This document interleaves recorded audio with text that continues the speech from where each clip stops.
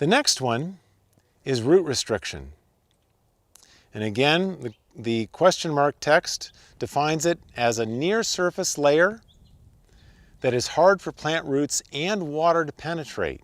I don't necessarily have to be out here when it's raining to see if we've got a problem, although it really helps. That's one of the best times to observe this indicator. But instead, I can use a penetrometer, a shovel, a wire flag, or just digging the hole and describing it. And in fact, that's exactly what I just did. And I can tell you that when I was trying to dig this out, I had to work pretty hard, even though the soil was moist. This field was irrigated here just a few months ago, and we had a snowfall here, unusual for Las Cruces, and got a little more moisture in there. And even with the moisture, it was really hard. This is a pretty serious compaction layer. And you can see, based on the structure, describing the layers is an option. It's just massive. There's no structure there at all. It's just been compacted. Okay? Not uncommon for pecan orchards, given the way that they're managed. This one, on the other hand, there's definitely some compaction there, probably some residual compaction from before this garden was planted, but much less so.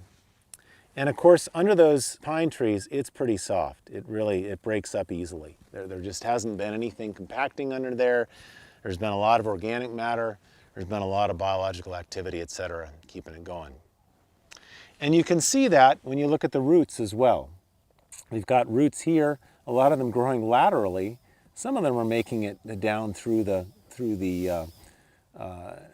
layer, but a lot of them are growing laterally because they're having a tough time getting in. Whereas under here, we've got roots growing every which way, and the same here underneath the pine tree. So on the evaluation then, is there a root restricted layer? We'll just answer it for the garden, and we'll say yes. The type of root restricted layer is compaction as opposed to another type of hard pan, something that maybe forms naturally there. And then I've got my different options for measuring it. So in addition to using the shovel itself, I can also use something like a pin flag. Just press it into the soil and see how hard it is here versus out in the pecan orchard. And I can tell you, I can't even get it into the soil out in the pecan orchard. It's pretty easy to press in here. Or I can use a penetrometer. There are a variety of types of penetrometers, some that have a little strain gauge on them. You press in even rate.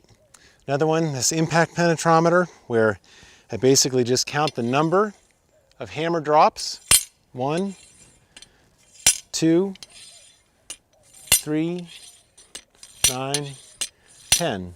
To get into, it's about 10 centimeters deep there. Okay, so I can use any one of these methods, and certainly if you are trying to evaluate whether you have compaction or not, the best way to evaluate that is to look at it. If you want to measure small changes in compaction over time, penetrometers work really well. They're very precise. And of course, you're going to want to make sure that if you use a penetrometer, always use it at the same moisture content. Penetrometers go in real easy when it's moist, and they're a lot harder when it's dry. So typically we just try to get out there when the soil is completely dry if we're going to use a penetrometer, because that's the easiest way to standardize it. The other way is, if you've done an infiltration test, the soil is fully saturated, you can use the penetrometer then.